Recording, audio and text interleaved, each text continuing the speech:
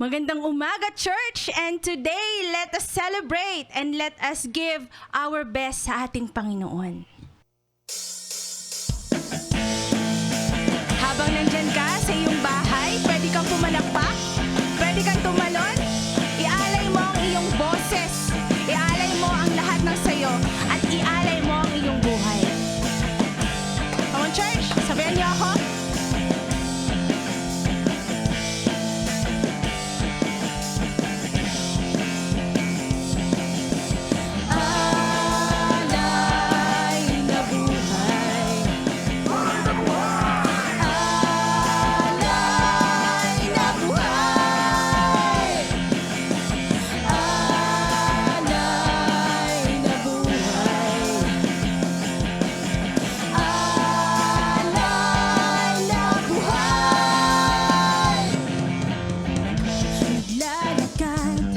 Sa liwanag ng dilim,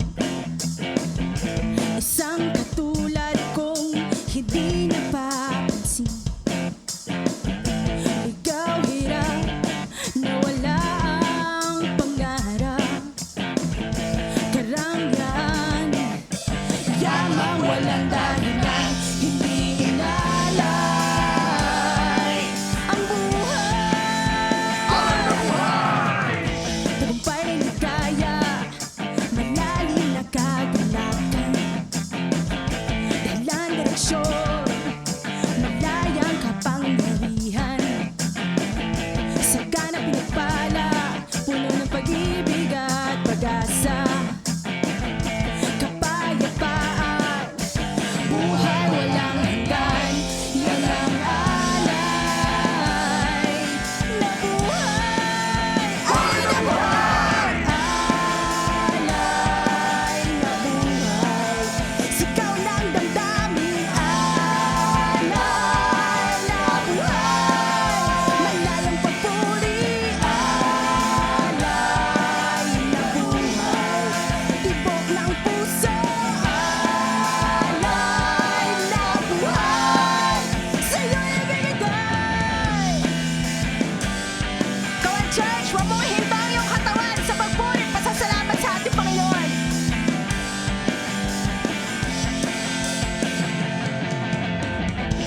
Tinalo ang diablo ni Jesus. Nino? Ang kaaway talunan, nasa ating talampakan. Wala nang bisa ang kamatayan. Ang mga demonyo itatapon sa dagat na po. Isang pahirapan, araw-gabi at magpakailanman. Yan ang buhay na sinayang walang kapararakan. Ang ating simbahan, ang tunay na pamilya. Oh Jesus, iyong katawan at kapuspusan, tayo'y matapang, tinawag, umaman. Ang banal na espiritu'y ibinigay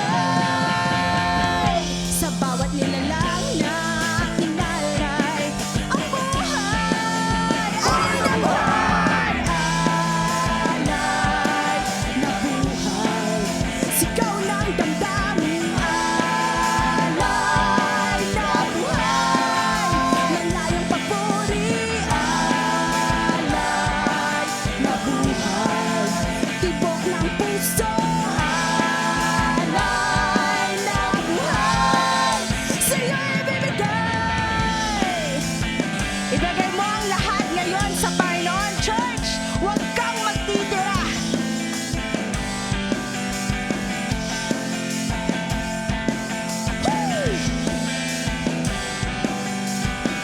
Hallelujah, Panginoon, tanggapin mo ang aming papuri.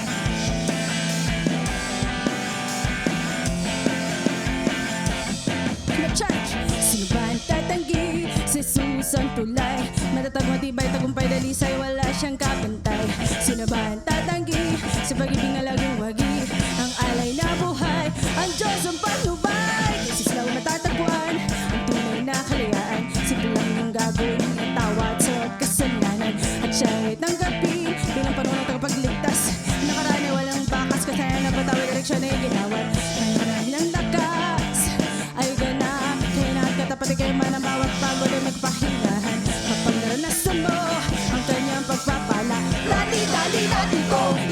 balita. Sige gumalaw, sige sumayaw, sige tumalon, sige tumalon.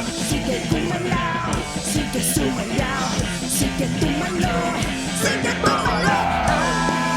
Alay na buhay, sigaw ng damdamin. Alay na buhay, malayang papuri. Alay na buhay, tibok ng puso. Alay na buhay, sa'yo'y ibibigay. Alay na buhay, sigaw ng damdamin. Alay na buhay, malayang papuri. Na buhay, tibok ng puso. Alay na buhay, sa'yo'y ibibigay.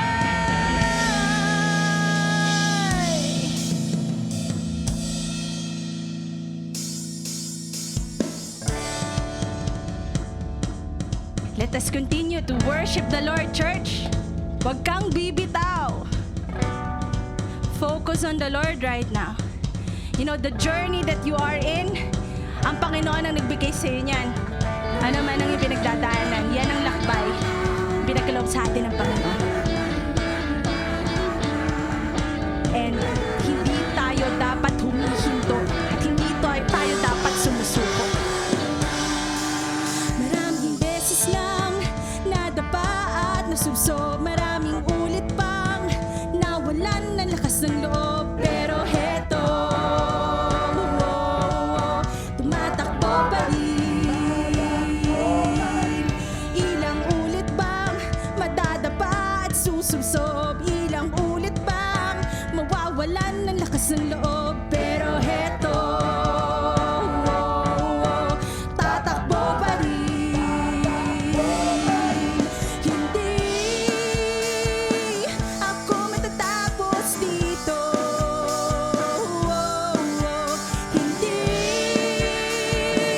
Hindi ako susuko. Tama nga yan, isuko mo sa Panginoon ang buhay mo at i-commit mo sa Kanya at wag na wag kang hihinto.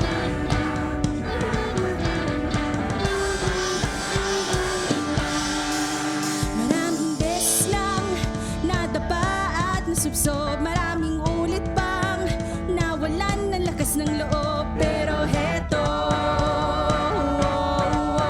tumatakbo pa rin. Ilang ulit nang madadapa at susubsob, ilang ulit pang mawawalan ng lakas ng loob. Pero heto, tatakbo pa rin. Hindi ako matatapos dito.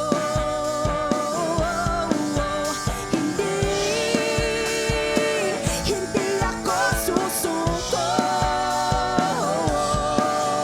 Hindi ako matatapos dito.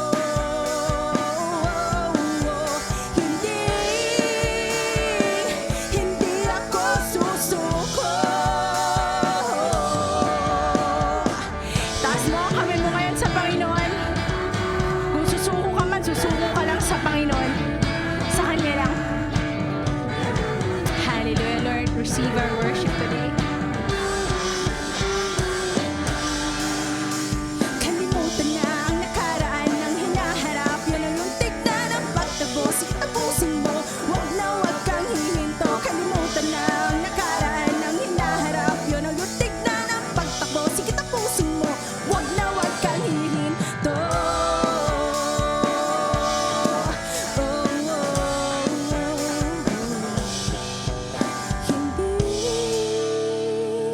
Hindi ako susuko.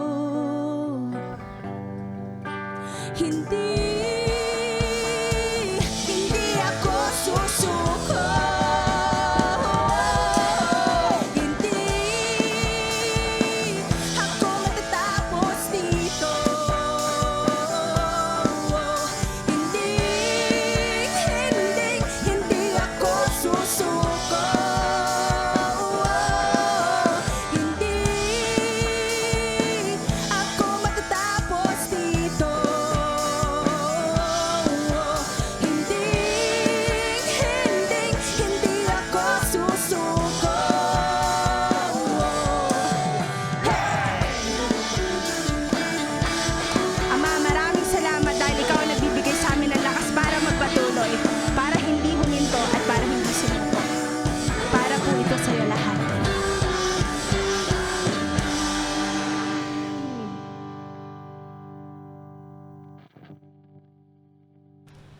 And as we continue to worship the Lord, we learn that He is the focus of our worship. He is our Lord. He looks up from heaven and smile. Nakikita niya sama-sama tayo. Hindi hadlang ang layo natin sa isa't isa to together worship Him today. At siya lang yung nag-iisang dahilan ng ating papuri. Siya lang yung ating sineselebrate sa araw na ito. Lalamunan ay tuyo, hindi ko maabot. Magandang pangitain, inilaan para sa akin. Imbes ng problema, lalim ng sugat, unos na kay hirap. Ngipin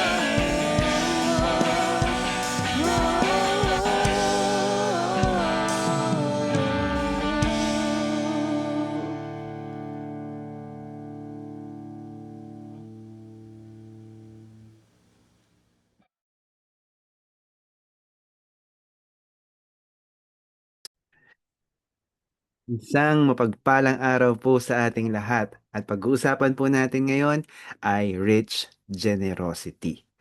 Napakaganda po ng ating topic dahil the measure of intimacy po ang ating pag-uusapan. The depth of our giving reflects the depth of our intimacy with God.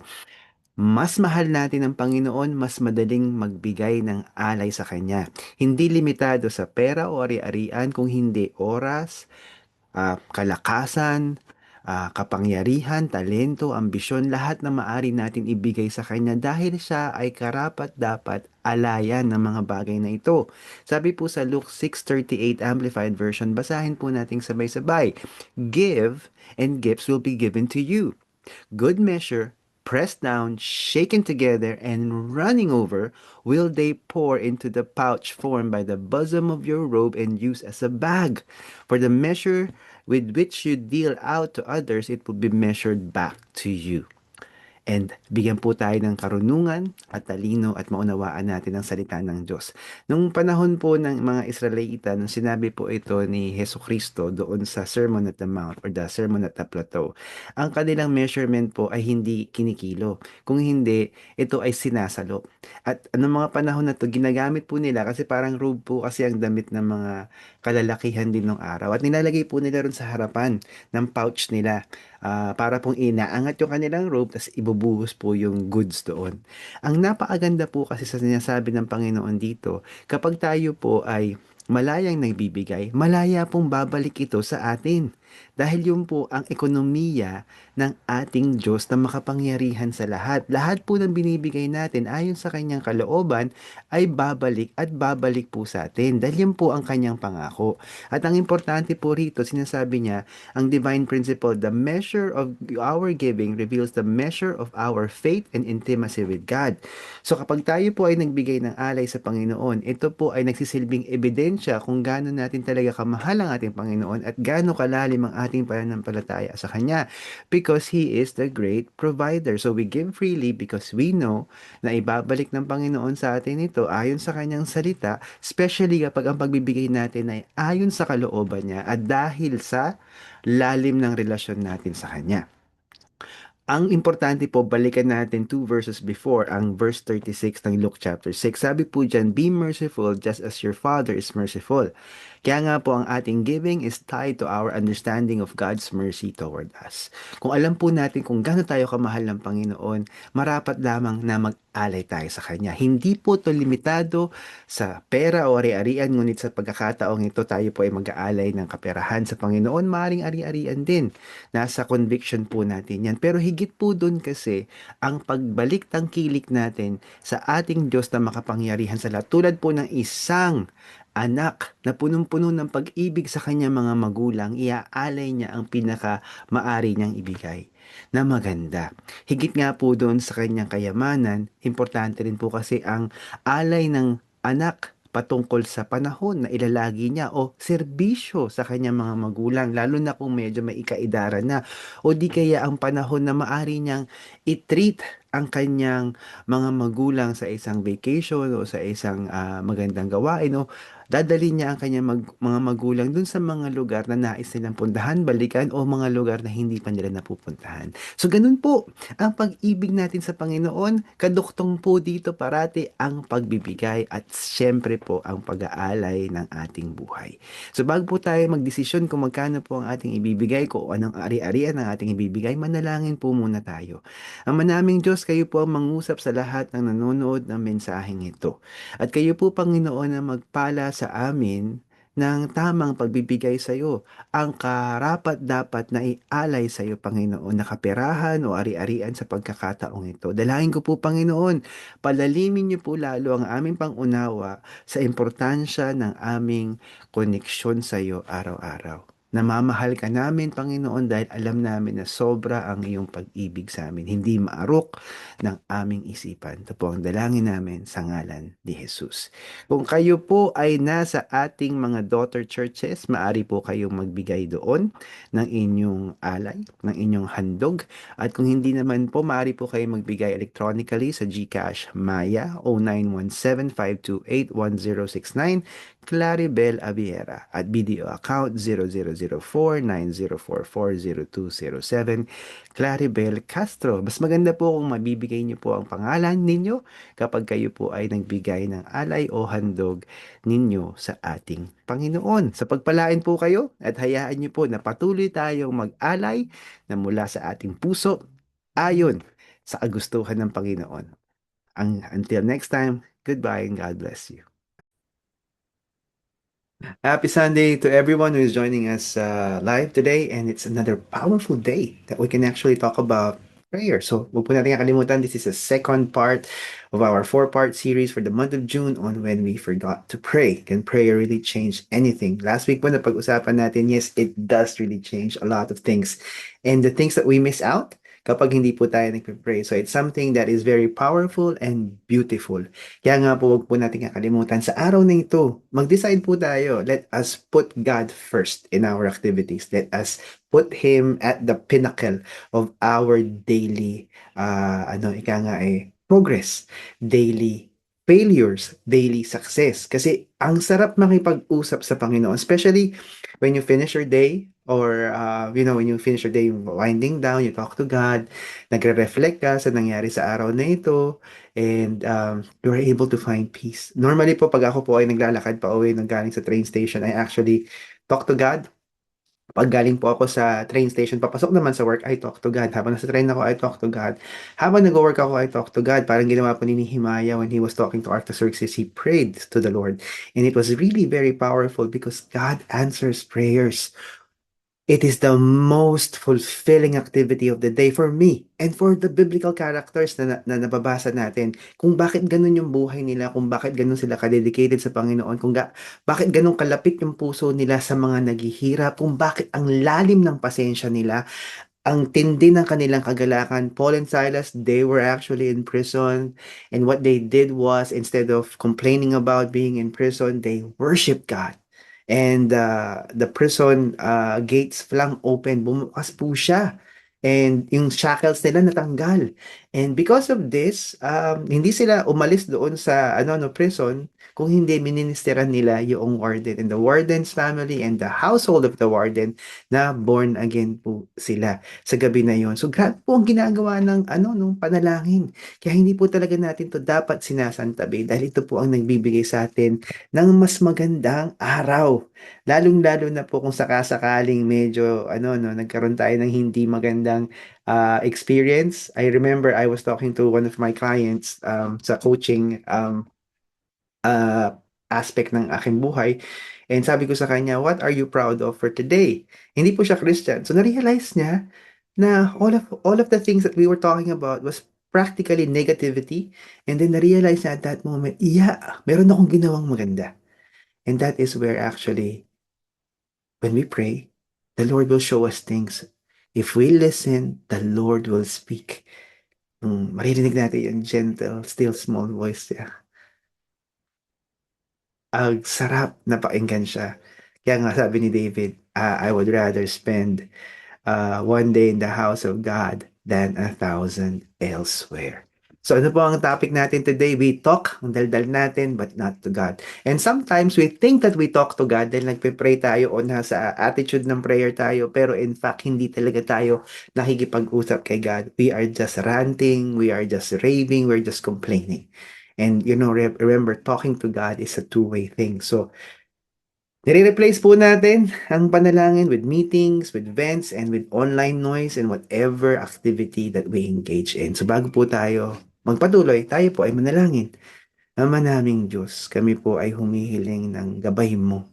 Sa oras na ito, dahil alam namin, Panginoon, hindi maganda ang araw nang wala kaming panahon sa iyo. Kami, Panginoon, ay nauuwi sa frustration, minsan sa anger, minsan nagkakamali kami sa mga choices namin because we did not pray. And you commanded us to pray. And prayer is very important because it is, Lord God, what makes us better people dahil sa connection namin sa iyo. At sa araw-araw namin ginagawa, Panginoon, sa aming buhay, iisa lang po, Panginoon, ang pinaka-importante, huwag namin kakalimutan. And that is to pray. That is to give you all the glory. That is to give you all the honor. That is to give you all the power and the praise.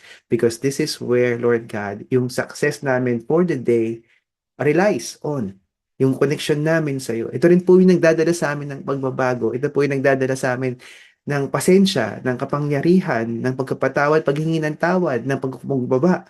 At syempre, Panginoon, ito po yung nagbibigay sa amin ng sigla, yung gana, yung passion, Panginoon, that fuels us throughout the rest of the day. Yung purpose, yung meaning namin na re-recall namin, Panginoon, especially sa mga panahon na kami ay malungkot, kami ay hindi masaya na sa aming ginagawa, nabibigyan nyo kami, Panginoon, ng panibagong perspective about what life is supposed to be rather than how we perceive life to be. Dahil kadalasan po, nakatingin lang kami sa gusto namin tingnan. Kaya sabi niyo, Panginoon, fix our eyes on you because you are the author and perfecter of our faith. In Jesus' name. Amen. Amen. So pagpatuloy po natin, basahin po natin sabay-sabay. If you can stand up with me while we read James chapter 4, verse 2 to 3 from the New Living Translation. And sabi dyan, you want what you don't have, so you scheme and kill to get it. You are jealous of what others have, but you can't get it. So you fight and wage war to take away from them. Yet you don't have what you want because you don't ask God for it. And even when you ask, you don't get it because your motives are all wrong. You want only what will give you pleasure. Di po ba? Ginawa natin ang panalangin as a wish list sa Panginoon. Ginawa natin si Lord na parang genie, kailangan sundin mo to. Ito yung gusto kong mangyari sa buhay ko. Hindi ka ta susundin kung hindi mo gagawin to mga bagay na to para sa akin. Kung hindi mo babaguhin ang asawa ko, ang anak ko, kung hindi mo ako bibigyan ng ganyan, hindi mo ako bibigyan ng ganito, hindi ako magsaserve sa iyo. Hindi ako magpapasakop sa iyo, hindi ako magbibigay ng offering sa iyo. I will not carry the cross. Ang yabang natin. Akala natin kung sino tayo nakikipag-usap sa Diyos na lumikha ng langit at lupa na namatay sa krus ng Kalbaryo para maligtas tayo. Kasi ipinagpalit po natin ang pag-pray sa ating pagiging busy. Ang sentro ng buhay natin, either sarili natin, di ba? Kaya minsan, iniisip natin, hindi, I'm doing this for my family, pero balik na rin natin talaga yung, yung situation. I-assess natin talaga, ginagawa mo ba talaga para sa pamilya mo yan o ginagawa mo yan for your own satisfaction. Ngayon, pag nanalangin po tayo, ang gagawin natin yung mga bagay na makabuluhan para sa ating buhay. So ano nangyayari sa panalangin natin? Ipinagpapalit natin sa mga bagay na hindi makabuluhan. Katulad ng pag-aangas, pagrereklamo. Ang ginagawa natin, we complain to people.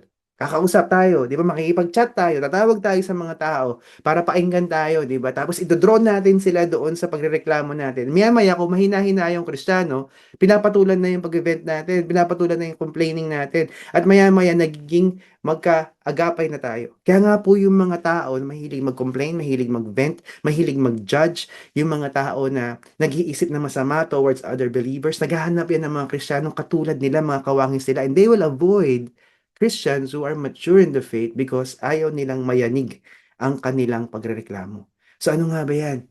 Long phones, calls, rehashing problems, di ba? O di kaya yung chat, group text, kaya social media post, di ba? And kung titignan po natin, bilang Kristiyano, bakit ka magpo-post sa social media expressing your frustration? God said that we have been given the fruit of the Spirit, which is love, which is joy, which is peace, di ba? So kung titignan po natin yun, bakit meron tayong ganun? Ang ginagawa natin, we will go out and draw people. O sige, libre kita ng kape, o di kaya magde-date kayo, and mag-event ka lang. And of course, parating tinitignan mo yung what is wrong without seeking God's perspective. And so, yan ang ginagawa natin. Instead na nagpe-pray tayo. Bakit nga ba tayo nag-event instead nagpe-pray? Kasi mas immediate yun nasa-satisfy tayo. Diba? Yung negative emotions natin. At minsan, nababalidate yung position natin na kahit tayo ay nagkakasala, tingin natin tama yung ginagawa natin.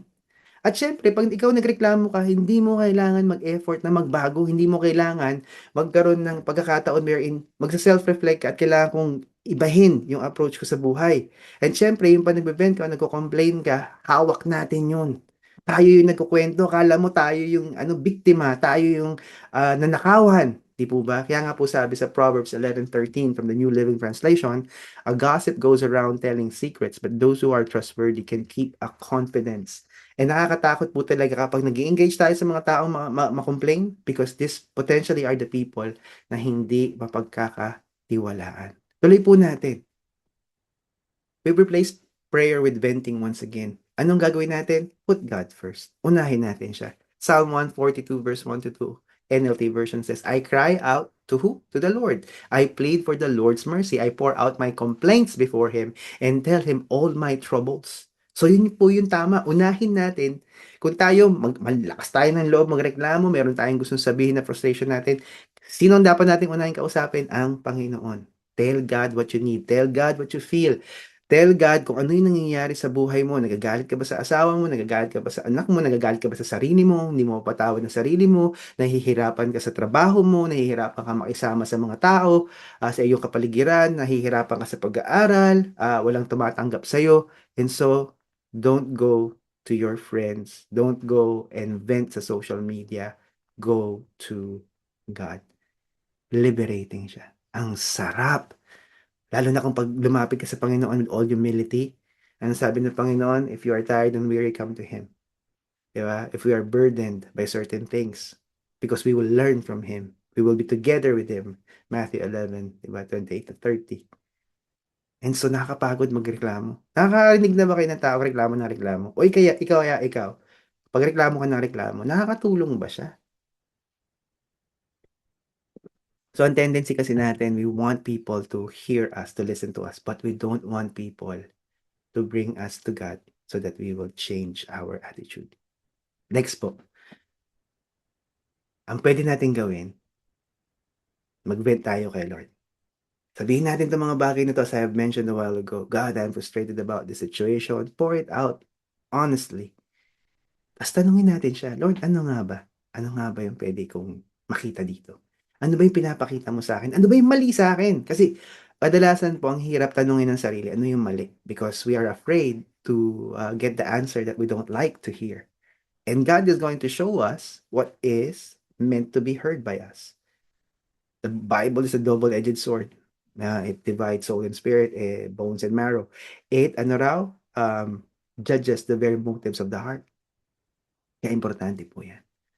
Listen to Him, God. He will give you wisdom. He will provide you with intervention. Ngunit kung hindi pa rin natin nakita yung experience na talagang nagpasakop tayo sa Panginoon, hindi natin nakita yung merits nito, kahit ginawa natin itong practice na ito, kumausap tayo sa isang tao na tayo ay naghahanap ng payo, naghahanap ng direksyon, mapagkumbaba, hindi yung i-validate natin yung pagrereklamo natin. Kaya nga po sa simbahan, kapag ang nararanasan ng mga disipulo ko, I have spoken to all of my disciples, and the normal thing that they do when they are actually doing something wrong, they don't want to meet with me. Ganon din tayo sa Panginoon, di ba? We don't want to meet with God because ayaw natin ma-expose tayo, ayaw natin na makorek tayo, ayaw natin na ipagpalit yung control natin sa pagrereklamo natin, di ba? O pagbe-vent natin, because sa pagbe-vent, we control the narrative as I have spoken a while ago. So ano nga ba yung ano nga ba yung dahilan kung bakit nagrereklamo ang Kristiyano? Biruin mo, tinanggap mo na si Kristo bilang Diyos at tagapagligtas, binigay na sa iyo ang Spirit of the Lord, who is our counselor, the Spirit of wisdom, the Spirit of truth, yung ating friend, 'di ba? Yung the spirit of power inside of us, sound mind and discipline. Na andiyan na lahat 'yan, available na. But because we don't believe na ang panalangin ay actually going to work, yun yung ginagawa natin. May duda tayo. 'Di ba? So, hindi naman niya gagawin yung gusto natin, 'di ba? Gagawin niya yung gusto niya. Bakit pa ka magpe-pray? Pero pag tinignan mo, meron bang ginawa ang Panginoon na ikakapahamak mo o ikinapahamak mo? How many times has God rescued you? Sa mga taong naghahanap ng trabaho para kumita, hindi ba nag-deliver ang Panginoon to provide you with the power to produce wealth? Sa mga nag-aaral dito, I remember I was talking to one of my friends. Sabi niya, may kilala siya, ganyan-ganyan, na nahihirapan sa pag-aaral kasi walang yaman. Sabi ko sa kanya, pakausap mo nga sa akin yung taong yan. And I told this person yung story ng best friend ko when I was in college, na nagtrabaho siya, nagpagal siya, napuyat siya, ang iksi ng tulog niya, in-inconvenience na yung sarili niya. Dahil meron solusyon sa bawat pagrereklamo. Ayaw lang natin yun. Kasi ayaw natin maabala tayo. Mas gusto natin ginagalaw natin yung phone natin o yung laptop natin, gusto natin relax tayo. Kaya nga 'pag inaudit mo yung sarili mo, 5 hours a day you're spending, 5 hours a day sa social media o sa device mo, 'di ba? Yan yung yan yung common right now, what is happening across the world. And ayaw natin mawala yun. So ang gagawin natin, magrereklamo tayo, walang pera, hinto ako sa pag-aaral, magtatrabaho ako, bla bla bla. Puro palusot because we don't believe prayer works. And we don't want to change. That's why we don't pray. Sabi ng iba, I have prayed before and nothing happened. And sabi sa book of James, because we ask with wrong motives. Number 3, God already knows what I need. So why tell Him? The process of being intimate with the Lord, yun yung pinaka-relational bit na kinocommand niya sa atin. Kaya when He taught the disciples to pray, Jesus said, Abba Father, you connect to Him. Dahil ito po yung magbibigay ng pundasyon sa atin on what the right relationships are. And so, habang lumalapit tayo sa Panginoon, lalo tayo nagkakaroon ng kapangyarihan. Minsan, di ba, we overemphasize yung unworthiness natin. We're not good enough for God to answer our prayers. When we come to God with humility, normally, yung maling prayers na pinagpipray natin, babaguhin niya para maging tama panalangin natin. Dahil nagiging tama yung motibo natin. Ano ba ang ebidensya that prayer works? Basahin natin ang scriptures. Grabe, sobra. James chapter 5 verses 17 to 18, New Living Translation. Elijah was human as we are. And yet when he prayed earnestly that no rain would fall, none fell for 3.5 years. Then when he prayed, the sky sent down rain and the earth began to yield its crops. So yun po yung kapangyarihan ng panalangin. At pag binasa natin the parting of the Red Sea, the healing of the woman who was bleeding, yung rise up ni Lazarus from the dead, salvation na lang natin eh. Nanalangin tayo so that we can receive Christ as Lord and Savior. Tapos ano mangyayari sa atin? We have access to heaven. We are called the children of the Lord. And we have the Holy Spirit that seals us. Wow! It works! I guarantee you, pag tama ang panalangin mo, you really listen to God, you read the scriptures as well as you pray, then you will be changed forever. Si Jesus ang nagmodelo ng prayer sa atin. Bakit nga ituturo sa atin to kung hindi to mag-work? At sa kanya, pipray siya 3:00 ng madaling araw alone. Kapag katapos ng isang malupit na victory, nakapag-deliver siya ng makapangyarihang ministry, maybe sermon, healing, or miracles left and right, di ba? Yung raising people from the dead, or expressing word of knowledge, word of wisdom, discerning spirits sa mga tao, giving them the wisdom, or sometimes rebuking yung mga religious leaders, he would opt to pray. Hindi makikipag-high five, ang galing, no? Grabe yung ginawa natin. And he will not celebrate that in a way that we will. Ang pag-celebrate niya ng mga victories, ng mga wins niya was to go to God the Father. Luke 11:1 from the New Living Translation says, once Jesus was in a certain place praying, as he finished, one of his disciples came to him and said, Lord, teach us to pray. Minodel niya. So it works. If Jesus prayed, so should I and so should you. The early church was devoted to prayer. Listen to this, Acts 2:42, New Living Translation. All the believers devoted themselves to the apostles' teaching and to fellowship and to the sharing in meals, including the Lord's Supper, and to prayer. And to prayer. And to prayer. Pag binasa niyo po yung verse 47, they worshiped God. And it's part of it because the worship was the foundation and all of the activities. Ang pundasyon niya ay pagsamba sa Panginoon dahil lahat ng activities na yan ay pagsamba. Pagkakinig ng salita ng Diyos, pagkasama para magpalakasan, pag-share ng meals including the Lord's Supper, and of course yung prayers. Verse 31, after this prayer, the meeting place shook and they were all filled with the Holy Spirit. Then they preached the word of God with boldness. Remember, sila po ay, most of the disciples, they are not learned in terms of the theology, yung Pentateuch, yung Torah. And yet when they spoke with authority. And when they actually applied the word of God, the power of God was upon them. So hindi talaga yung kapasidad ng mga disciples ang nagdala sa kanila towards success. It is the power of God because they prayed. They prayed. Nag-manifest, nagkaroon ng earthquake, and then the power of God was flowing through them and they were able to preach with boldness. Grabe. Nakakakilabot po talaga ang panalangin. And that's why the devil would not want you to pray. Dahil ayaw niyang maranasan natin ang kapangyarihan ng panalangin. Ayaw niya na maranasan natin yung paglapit natin sa Panginoon dahil ito yung magpapatibay sa atin.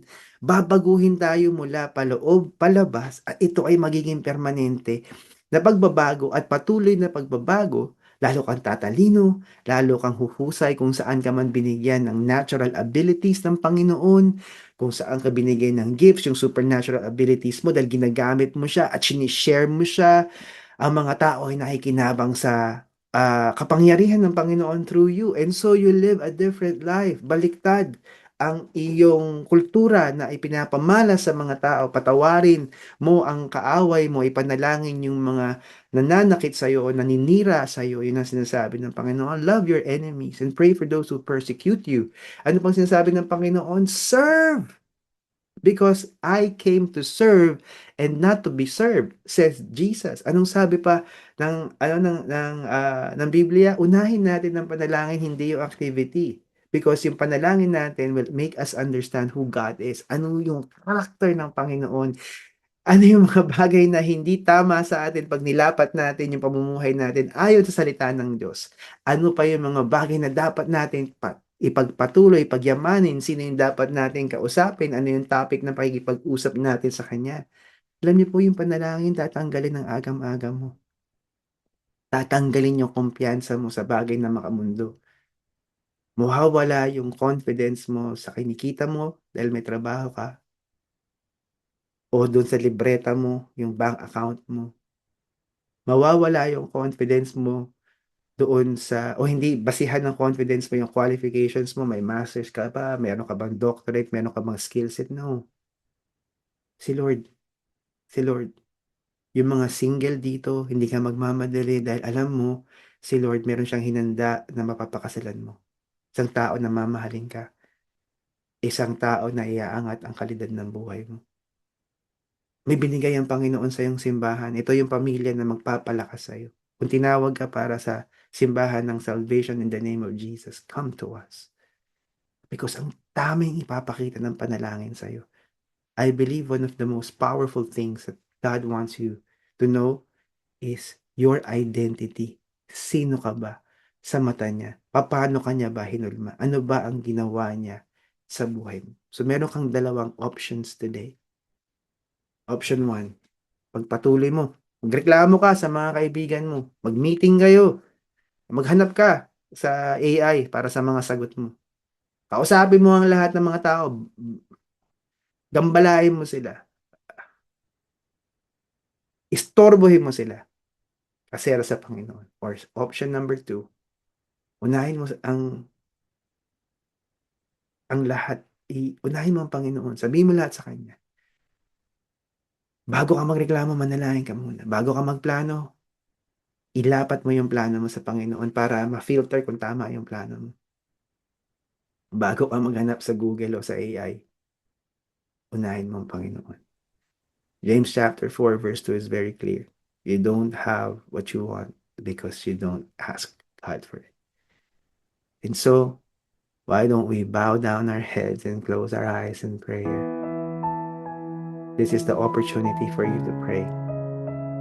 And I ask you, be alone with God the next minute or two, and then we will pray together.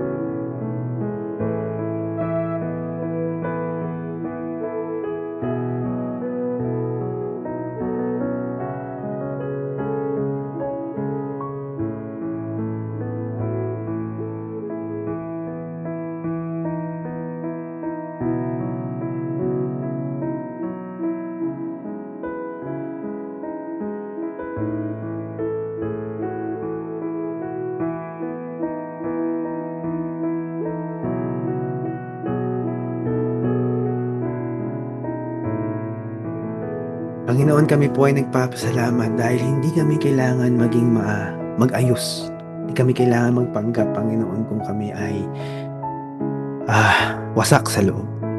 Pwede kaming lumapit sa iyo sa oras na ito. Kahit anong oras sa araw, kahit anong sitwasyon namin. Masaya man kami o malungkot. Kami man, Panginoon, ay natalo o naging matagumpay. Ang pinaka-importante ang paglapit sa iyo. Kaya po sa oras na ito, pagpalain niyo po kami, Panginoon, ng katotohanan na ikaw ang dapat purihin at pasalamatan sa lahat ng mga bagay. Palayain niyo po, Panginoon, ang mga kapatiran na ikinig ng mensaheng ito. Hayaan niyo na matamasa nila ang sarap, tamis, ang kalayaan sa pamamagitan ng panalangin patungo sa iyo. Panalangin tama na ayon sa kalooban mo. Ito po ang dalangin namin sa ngalan ni Jesus. Amen. Hallelujah. Maraming salamat po for joining us today. It's really a very powerful and wonderful day. Sa mga kasama natin sa Zoom for a while, please do stay. We'll have a short fellowship. And of course, we would like to encourage you to continue on and finish the series for the month of June.